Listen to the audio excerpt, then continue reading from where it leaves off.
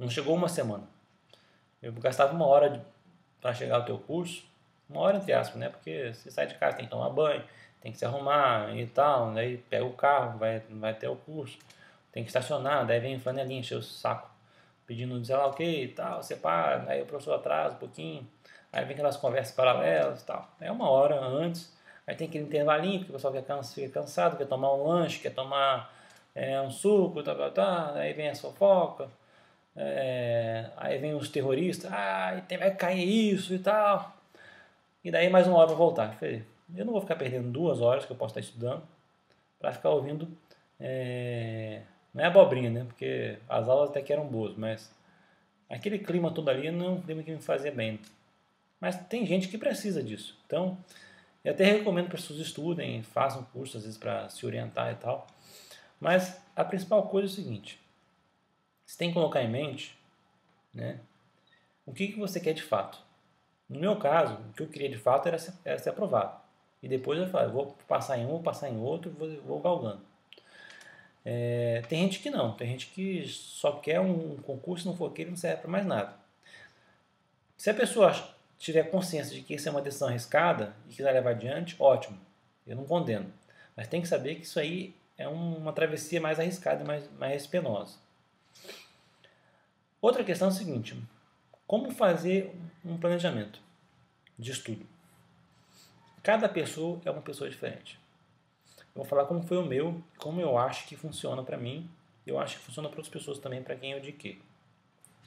Toda disciplina tem a parte teórica, toda ela, seja direito administrativo, constitucional, português e por aí vai. Toda disciplina tem a parte teórica. E a maioria das pessoas estuda só a parte teórica. Esquece de ver como funciona na prática. Então, você estudar 500 páginas de direito administrativo, tem vários livros aí de 500 páginas de direito administrativo, tem alguns que são até cópia de lei, né? O cara copia a lei, bota lá 10 incisos, mas começa a ler aquele monte de lei, aquele monte de informação, você se perde naquilo lá. Então, e tem outros que também fazem ao contrário. Né? Não quer saber de teoria, quer só fazer exercício. Né? Não estudou nada, quer acertar, aí faz lá 10 questões, acerta 5, erra 5. Qual que foi a minha fórmula para conseguir bem? Eu estudava a parte teórica, tentava, na leitura, já ir destacando as coisas mais importantes. Mas as coisas mais importantes de fato mesmo. Tem gente que vai marcar as coisas mais importantes e marcar o livro inteiro, de página de canetinha amarela. Não, só as coisas mais importantes. Às vezes você passa várias páginas e não tem nada de importante. Se a pessoa tem que ter essa percepção de saber o que é importante. Depois eu ia e fazer questões. As questões que eu errava, eu deixava do canto lá, vou estudar depois esse assunto. E fazia várias provas. Eu cheguei a fazer 2.000 questões de direito administrativo, que é uma matéria que eu tinha bastante dificuldade. E na estreia ali, qual que eram os principais assuntos que caíam. E eu vi o seguinte, nem todos os assuntos eram cobrados de forma igual. Tinha questões que se repetiam várias vezes. Questão de licitações, você vai ver lá que tem um artigo que, agora eu não lembro qual é o artigo, que ele cai toda vez em concurso. Então não adianta eu ler a lei de licitações inteira. Eu não preciso ler a lei de licitações inteira. Eu vou ler só aquelas partes que caem mais. Aqueles artigos que são mais exigidos. Critério de inabilitação, critério de dispensa de licitação, inexigibilidade, prazos e por aí vai. Eu não preciso ler a lei inteira. Porque todas de 2.000 questões que eu fiz, não caiu nenhuma outra questão que não seja desses assuntos, por que eu vou estudar a lei inteira? Se eu peguei lá a lei de concessões, também é direito administrativo, se caiu só 3 ou 4 artigos durante 2.000 questões que eu fiz, qual que é a chance de cair uma questão fora disso aqui? Pode cair? Pode. Mas provavelmente não vai acontecer isso. Provavelmente, se cair uma questão de concessões, vai ser sobre esses 3 artigos lá que vêm sendo exigidos. Porque para o examinador é muito mais fácil ele já tentar copiar uma questão, ou então tentar, vamos dizer assim, pegar pontos que não são muito polêmicos, já foram mais ou menos objeto de questões, não inventar muito, né? Ele evita que a questão dele seja anulada, que tenha alguma discussão, que ele faça algum erro. Então, o segredo estude a parte de teoria, Depois faça exercício, depois tente fazer muito exercício e tente ver qual que é o padrão de questões da banca para a qual você vai fazer a prova. É essencial você fazer exercício da banca para a qual você vai fazer a prova. Não adianta você estar estudando um curso que a banca vai ser o CESP e você vai estudar com questões da ESAF. Não adianta. Não adianta. Você tem que resolve você aprende alguma coisa, mas o ideal é você fazer a mesma banca.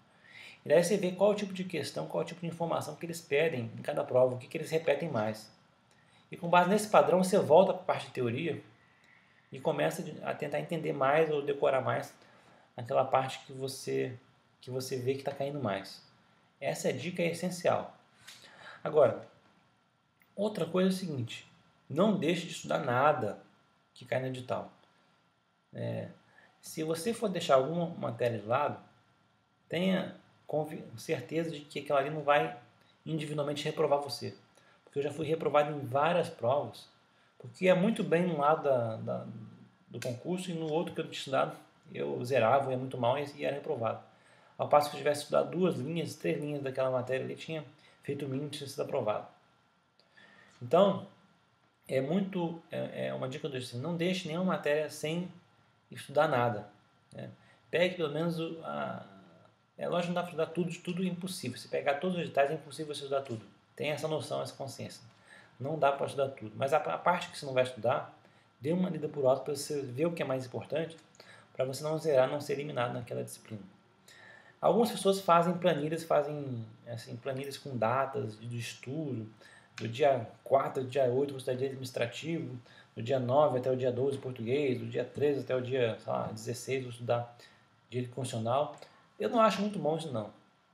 E daí fica muito mecanizado. Às vezes você não está afim de estudar aquela matéria, que é meio chato e tal. Você estudaria melhor outra aquele dia. Então o que eu fazia? Eu pegava tudo que eu tinha que estudar. Pegava lá o edital, imprimia aqui, botava na minha mesa. Tudo bem, essa semana é direito administrativo. Vou tentar me focar mais no direito administrativo. Vejo quais são os pontos fracos, qual a que tem mais dificuldade. Vou tentar focar mais e fazer exercício. Sempre deixava assim, 30% do tempo para teoria e 70% para exercício. Sempre bem mais exercício do que teoria. Mas enfim, daí eu enchi o saco lá de direito administrativo. Aí, vou estudar uma coisa que eu gosto mais, né? Direito constitucional. Então, direito tributário. Aí mudava um pouco, né? Aí marcava lá no edital, pegava o edital e imprimia. Essa parte que eu já estudei, deixava lá uma marquinha de amarelo lá, já estudei. Então, no final, pelo menos o edital todo tinha que estar boa parte pintado de amarelinho, né? E eu ia controlando isso com o prazo para a prova. E com isso, eu evitava fazer um planejamento muito rígido, que é uma coisa meio difícil de cumprir às vezes, que você acaba perdendo o ânimo às vezes, fazer um planejamento muito rígido. E por outro lado, você também evita não estudar tudo, né? Que é um risco muito grande você não estudar tudo e acabar sendo reprovado mesmo. Então, e depois eu também vi o seguinte, né? Eu tinha estudado direito administrativo para uma prova do TCU, por exemplo. E na sequência de uma prova da Receita, eu não ia estudar de novo o direito administrativo. Já tinha estudado, né? Então eu só fazia as questões daquela banca para poder me balizar qual que seria a banca, como que a banca ia exigir, como que ia ser feito, como que elas cobram daquele jeito, qual que seriam as mudanças possíveis. Então, a dica que eu deixo para vocês é o seguinte, esse planejamento pode ser feito, mas tente não ser muito rígido, tente, assim, eu faço o planejamento com base no edital, basicamente, né? Vai marcando, o edital já vem com tópico, né? 1, 2, tópico 3, 4, vai marcando lá a parte que você já estudou, que está bem. Tipo assim, direito administrativo, licitações de contratos, é um mundo daquilo lá, de tanta matéria que tem. Mas você pega lá a banca sua, ESAF, vou ver o que a ESAF exige de licitações de contratos para esse cargo aqui. Veja como foi as provas anteriores de licitações de contratos da ESAF. Né? Ela cobrou esses pontos aqui recentemente. Né? Cobrou, sei lá, 6 ou 7 artigos. Vou estudar a lei toda. Para quê? Eu preciso dar uma lida por alto para entender como que funciona a lei, quais são os requisitos da lei, mas vou o quê? Focar só naqueles pontos que estão sendo exigidos pela ESAF. Se cair um ponto diferente daquele, paciência, né?